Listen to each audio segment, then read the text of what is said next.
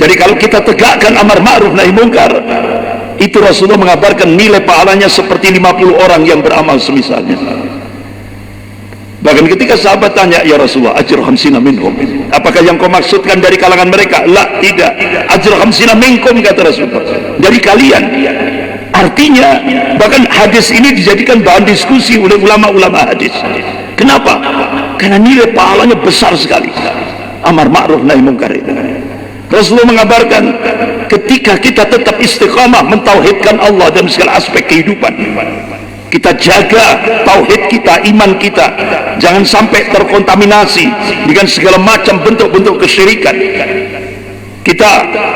Kita beribadah sesuai dengan sunnah Rasulullah SAW. Kita ittiba'u sunnah, kemudian kita tegakkan amar ma'ruf nahi mungkar. Rasulullah mengabarkan nilai pahalanya seperti 50 amalan sahabat Rasulullah SAW.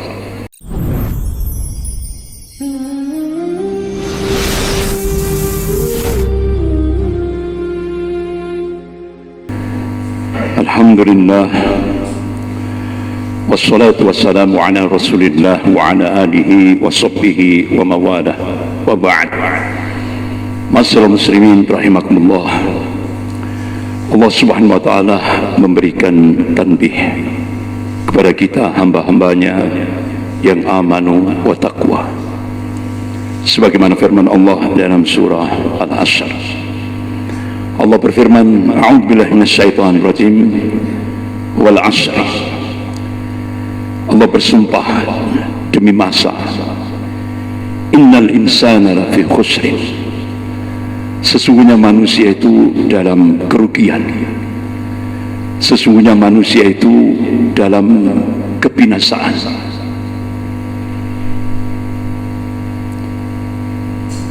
Innal insana lafi khusrin illa alladziina amanu, kecuali hamba-hamba Allah yang amanu, yang beriman kepada Allah, yang muwahhid, wa amil shalihat, dan beramal saleh, wa tawassaw bil haqq, dan saling wasiat mewasiati tentang al-haq, wa tawassaw bis sabr, dan saling wasiat mewasiati tentang kesabaran. Dalam surah Al-Asr ini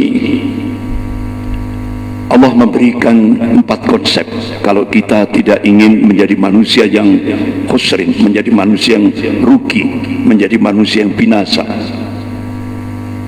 Konsep yang pertama yaitu aman, beriman kepada Allah.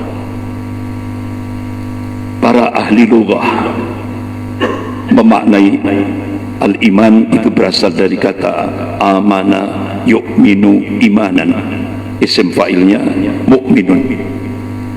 Jadi para ahli lughah memaknai al-iman itu tasdiq, pembenaran. Ulama-ulama ahlu sunnah dari sisi bahasa memaknai al-iman itu tasdiq bil qalbi wa qawlu bil lisan wa amal bil arkan, yaitu pembenaran di dalam hati, diucapkan secara lisan dan diaplikasikan dengan amal-amal perbuatan yang sering kita sebut dengan amal soleh. Bagaimana al-iman ditinjau dari sisi syarak? Ini persis ketika Rasulullah SAW ditanya oleh malaikat Jibril alaihissalam tentang al-iman. Rasulullah memberikan jawaban, qala antu'minuna billah wal malaikati wal kitabihi wal rasulihi wal yaumil akhir wal qadar kullihi khairihi wa syarrihi, muttafaqun alaih. Ini hadis sahih riwayat Bukhari wa Muslim. Jadi al-iman itu kata Rasulullah yaitu beriman kepada Allah, beriman kepada para malaikatnya, beriman pada kitab-kitabnya, beriman pada para rasulnya, beriman pada yaumil akhir, dan beriman pada takdir Allah semuanya, baik takdir yang baik maupun takdir yang jelek. Itulah yang sering kita sebut dengan rukun iman yang 6 itu.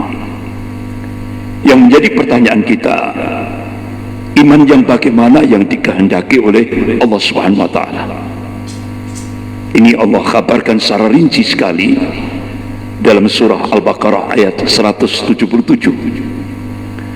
Allah berfirman, a'udzubillahi minasyaitonir rajim, laisal birru an tuwallu wujuhakum qibala al-masyriqi wal maghrib. Bukanlah yang dimaksud albir, amal-amal kebajikan itu dengan menghadapkan wajah kalian ke arah timur dan barat. Walakinnal birra, tapi yang dimaksud albir, amal-amal kebajikan itu, kata Allah, man amana billah, yaitu beriman kepada Allah, mentauhidkan Allah dalam segala aspek kehidupan, wal malaikatihi, dan beriman kepada Allah dan beriman pada yaumil akhir dan beriman pada para malaikatnya, wal kitabihi, kitab-kitabnya, wan nabiyyin, dan para nabinya. Sebagaimana tadi ketika Rasulullah ditanya oleh malaikat Jibril alaihissalam tentang rukun iman yang keenam itu. Kemudian setelah rukun iman ini sudah menghunjam di dalam kalbu kita, lanjutan ayat itu Allah memberikan arahan, aplikasikan iman itu dengan apa? Lanjutan ayat itu, atal mala ala hubbihi, berikan harta yang kamu cintai, dawil qurba, kepada kerabat, wal yatama, kepada anak-anak yatim, wal masakin, kepada orang-orang miskin, wabna sabil, kepada ibnu sabil yang kehabisan bekal di tengah perjalanan, wasailin, pada orang-orang yang meminta-minta, wafir riqab, kepada hamba sahaya. Inilah yang sering kita sebut dengan ibadah ghairu mahdhah, ibadah sosial. Dan Rasulullah SAW juga memberikan uswah, terlebih pada bulan Ramadan yang mubarak ini. Kita disuruh empati, peduli terhadap orang-orang yang lemah, terhadap orang-orang yang dhaif. Bahkan Rasulullah memberikan motivasi kepada umatnya. Qala Rasulullah SAW, innama tunsaruna wa turzaquna bi du'afaikum. Kamu akan memperoleh kesuksesan, kamu akan memperoleh kemenangan, kamu akan memperoleh kejayaan berkat jasa kaum du'afa di antara kalian, orang-orang fakir miskin, anak-anak yatim, orang-orang yang tersisih dalam hidup dan kehidupan ini. Masyaallah muslimin rahimakumullah. Setelah itu baru Allah memberikan arahan kepada ibadah mahdhah. Wa aqamus shalah, dirikan salat, wa atau zakat, tunaikan zakat, wal mufuna bi ahdihim idza ahad, tepati janji apabila berjanji. Baru setelah itu Allah memberikan kabar puncaknya iman itu apa. Di ujung ayat itu Allah berikan arahan, wasabbirina fil ba'sa'i wad dharra'i wa hinal ba's, sabar dalam kesempitan, penderitaan dan perjuangan. Itulah puncaknya iman, sabar dalam kesempitan, penderitaan dan perjuangan. Ayat itu ditutup, ulaika alladzina shadaqu wa ulaika humul muttaqun. Mereka itulah orang-orang yang benar imannya, orang-orang yang siddiq, benar imannya, dan orang-orang yang benar takwanya. Masyaallah muslimin rahimakumullah. Itulah iman yang dikehendaki oleh Allah, yaitu iman yang teraplikasi, baik ibadah ghairu mahdhah maupun ibadah mahdhah, yaitu hablum minallah dan hablum minan nas. Dan puncaknya Allah kabarkan, yaitu sabar dalam kesempitan, penderitaan dan perjuangan. Itulah puncaknya iman. Masyaallah muslimin rahimakumullah.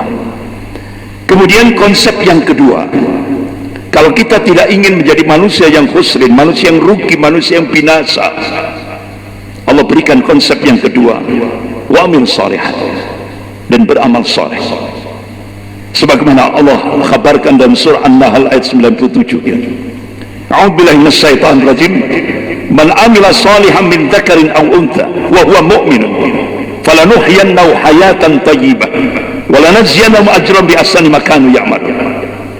Barang siapa yang beramal saleh, baik laki-laki maupun perempuan, wa huwa mu'minun, sedang dia beriman kepada Allah, dia mentauhidkan Allah dalam segala aspek kehidupan ini, falanuhyiyannahu hayatan thayyibah, dan maka pasti Allah akan memberikan kehidupan yang thayyib, kehidupan yang baik. Wala najziyannahum ajrahum bi ahsani ma kanu ya'malun. Dan Allah akan membalas dengan pahala yang lebih besar dari apa yang telah mereka kerjakan. Inilah janji Allah kepada hamba-hambanya yang senantiasa beramal soleh, baik laki-laki maupun perempuan. Janji Allah pasti. Innallaha la yukhliful mi'ad. Allah tidak akan mengingkari janjinya. La tabdila li kalimatillah. Tidak ada perubahan akan kalimat-kalimat Allah. Kemudian konsep yang ketiga. Tapi sebelum masuki konsep yang ketiga, saya masih ingat bagaimana para sahabat Rasulullah SAW itu kalau sudah masuk wilayah amal soleh, ya Allah, agresif sekali. Ya. Contoh ini, benar satu saat sahabat Rasulullah Abdullah bin Mas'ud radhiyallahu anhu, beliau datang kepada Rasulullah, beliau tanya kepada Rasulullah, ya Rasulullah, ayul amal ahabu ilallah, amal apa yang paling dicintai oleh Allah? Rasulullah berikan jawaban, qala imanun billahi wa rasulihi. Ya. Amal yang paling dicintai oleh Allah yaitu as-salatu ala waqtiha, salat di awal waktu. Yang kedua, kata Rasulullah, birrul walidain, berbakti kepada kedua orang tua. Dan yang ketiga, al-jihad fisabilillah, berjuang di jalan Allah dengan harta dan jiwa kita. Kemudian datang seorang sahabat yang lain, beliau tanya kepada Rasulullah, ya Rasulullah, ayul amal afdal, amal apa yang punya nilai fadail, keutamaan? Rasulullah memberikan jawaban, qala imanun billahi wa rasulihi wa jihadun fisabilillah, beriman kepada Allah dan beriman pada Rasulnya dan berjihad di jalan Allah. Datang lagi seorang sahabat, beliau bertanya dengan pertanyaan yang sama, ya Rasulullah, ayul amal afdal, amal apa yang punya nilai fadail? Rasulullah berikan jawaban, qala imanun billahi wa rasulihi wa hajjan mabrura, beriman kepada Allah dan beriman pada Rasulnya dan haji yang mabrur. Datang lagi seorang sahabat, Thauban radhiyallahu anhu, beliau bertanya kepada Rasulullah dengan pertanyaan yang sama, ya Rasulullah, ayul amal afdal, amal apa yang punya nilai fadail, keutamaan? Rasulullah memberikan jawaban, qala istaqimu wa lan tuhsu wa'lamu anna khair a'malikum as-salah. Ketahuilah, Rasulullah mengingatkan, istaqimu wa lan tuhsu, istiqamah, jangan kalian menghitung-hitungnya. Wa'lamu anna khair a'malikum as-salah wa la yuhafidhu 'ala al-wudu' illa mu'min. Rasulullah memberikan jawaban, istiqomalah, jangan kalian menghitung-hitungnya. Wa'lamu anna khair a'malikum as-salah, sebaik-baik amal kalian adalah salat. Wala yuhafidhu 'ala al-mu'min illa wala yuhafidhu 'ala al-mu'min, dan tidak ada yang bisa menjaga wudu kecuali seorang mukmin. Masyaallah muslimin rahimakumullah. Datang pernah satu saat Rasulullah bertemu dengan sahabat Abu Darda. Wahai Abu Darda, maukah kamu aku tunjukkan satu aktivitas amal yang bisa menghapus dosa, yang bisa mengangkat derajat di sisi Allah, bahkan nilai pahalanya melampaui ibadah salat, puasa dan sedekah? Apa respon Abu Darda? Bala ya Rasulullah, tentu wahai Rasulullah.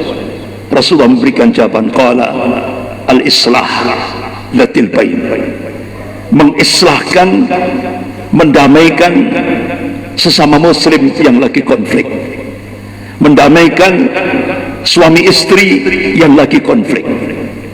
Itu kata Rasulullah, nilai pahalanya melampaui ibadah salat, puasa dan sedekah. Masya Allah, luar biasa. Bahkan Abu Darda radhiyallahu anhu, wahai Abu Darda, aku tambah satu lagi, kata Rasulullah. Bala ya Rasulullah, tentu wahai Rasulullah. Qala dzikrullah, berzikir kepada Allah, sebagaimana kita diingatkan oleh Allah Subhanahu wa taala dalam surah Al-Ahzab ayat 41 sampai 42 itu. A'udzu billahi minasyaitonir rajim. Ya ayyuhalladzina amanu dzkurullaha dzikran katsiran wasabbihu bukratan wa asila. Hai orang-orang yang beriman, berzikirlah kepada Allah sebanyak-banyaknya. Wasabbihu bukratan wa asila, dan bertasbihlah kepada Allah di waktu pagi dan petang. Ba'dal subuh, ba'dal asar. Bahkan Rasulullah sallallahu alaihi wasallam memberikan uswah, contoh konkret kepada kita, yaitu zikir pagi dan sore. Apalagi pada saat itu kita baca Sayyidul Istighfar. Allahumma anta rabbi la ilaha illa anta khalaqtani wa ana abduka wa ana ala wa'dika mastata'tu a'udzubika min syarri ma sana'tu abu laka bi ni'matika alayya wa a'udzu bi dhanbi faghfirli fa innahu la yaghfiru dzunuba illa anta. Manakala Sayyidul Istighfar ini kita baca ba'dal subuh saat kita zikir pagi, siang hari kematian menjemput kita. Rasulullah sallallahu alaihi wasallam mengabarkan jannah, surganya Allah Subhanahu wa taala. Ini hadis sahih riwayat Bukhari. Begitu juga ketika kita zikir sore ba'dal asar, kita baca Sayyidul Istighfar ketika kita zikir ba'dal asar, zikir sore. Malam hari kematian menjemput kita, Rasulullah mengabarkan jannah, surganya Allah Subhanahu wa taala. Masya Allah, luar biasa. Itulah bagaimana para sahabat Rasulullah kalau sudah masuk wilayah amal-amal soleh, agresif sekali. Kemudian konsep yang ketiga, kalau kita tidak ingin menjadi manusia yang khusrin, manusia yang rugi, manusia yang binasa, Allah memberikan konsep yang ketiga, watawassaw bil haq, saling wasiati tentang al-haq, kebenaran. Apa wujud konkretnya? Amar ma'ruf nahi mungkar, terlebih pada bulan Ramadan yang mubarak ini. Mulai dari ibda' bi nafsih, mulai dari diri kita, keluarga kita, lingkungan kita, masyarakat kita, bahkan sampai dalam tataran teknis Rasulullah memberikan arahan konkret, jelas, tidak samar. Qala Rasulullah sallallahu alaihi wasallam, man ra'a minkum munkaran falyughayyirhu bi yadihi, fa in lam yastati' fa bi lisanihi, fa in lam yastati' fa bi qalbihi, wa dzalika adhaful iman. Ini hadis sahih riwayat Muslim. Jadi kalau ada kemungkaran, kemaksiatan, kezaliman, kesewenang-wenangan, ketidakadilan, kebobrokan moral, Rasulullah memberikan arahan, cegah dengan tanganmu. Itu bisa ditafsiri dengan kekuasaanmu, kedudukanmu, jabatanmu. Kalau tidak mampu, dengan lesan-lesan.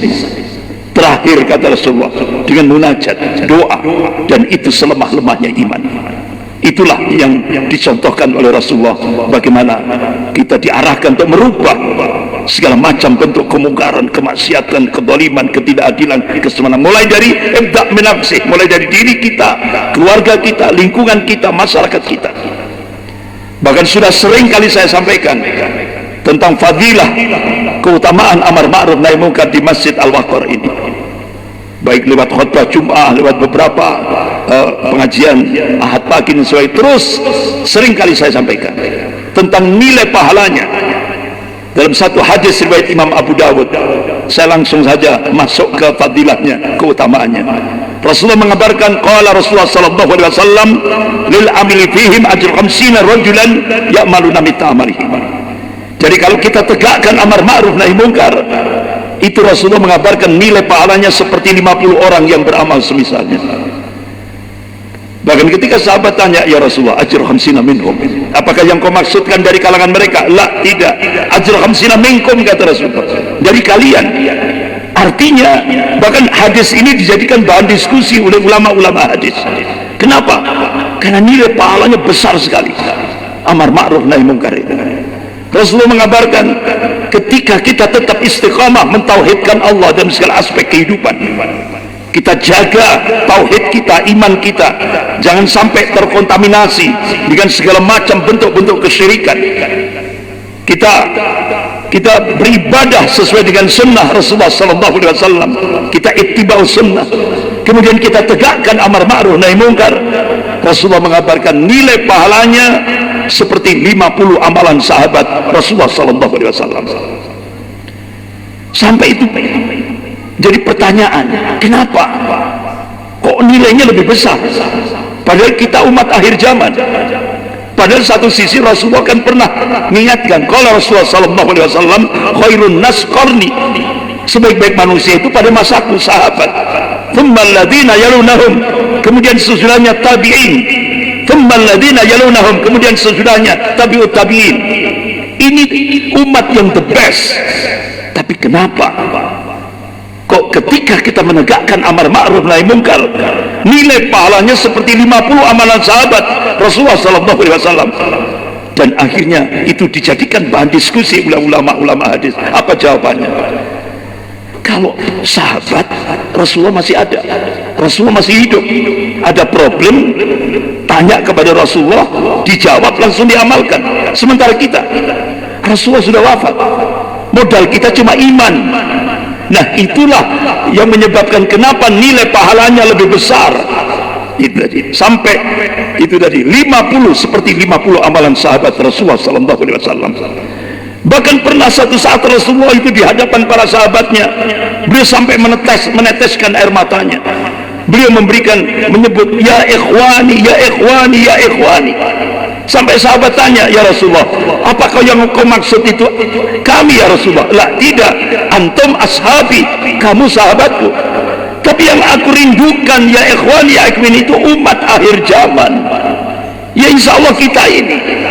Manakala makanya ketika kita istiqomah, masya Allah, insya Allah, makanya nilai pahalanya lebih besar.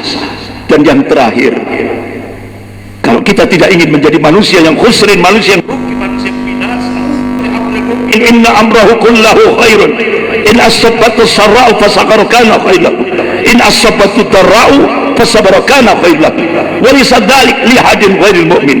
Rawahu Tirmidzi. Rasulullah mengabarkan, ajaban li amril mu'min inna amrahu kullahu khairun. Sungguh menakjubkan kehidupan seorang mukmin itu. Setiap aktivitasnya senantiasa melahirkan al-khair, kebaikan. In asabatu sarau fasaqar kana khairan. Ketika diberi nikmat oleh Allah, dia bersyukur. Dan itu kebaikan bagi dirinya, kata Rasulullah. In asabatu darau fasabar kana khairan. Ketika diuji oleh Allah dengan ujian, cobaan, tantangan, tribulasi kehidupan, musibah, dia sabar, dan itu kebaikan kebaikan untuk dirinya. Walisa dzalik li ahadin ghairil mu'min. Sikap syukur sabar tidak sembarangan orang yang diberi. Allah memberikan pada hambanya khusus yang amanu wa taqwa. Mudah-mudahan 4 konsep yang diberikan oleh Allah agar kita tidak menjadi manusia yang rugi, manusia yang binasa dalam kehidupan di dunia dan kehidupan akhirat. Mudah-mudahan Allah memberikan kemampuan kepada kita semuanya untuk mengamalkan 4 konsep ini, sehingga sampai kita menghadap Allah, mudah-mudahan kita semuanya diberikan akhir yang husnul khatimah. Amin ya rabbal alamin. Sekian, lebih kurangnya saya mohon maaf yang sebesar-besarnya. Subhanakallahumma wa bihamdika asyhadu an la ilaha illa anta astaghfiruka wa atubu ilaik. Wabillahi taufik wal hidayah.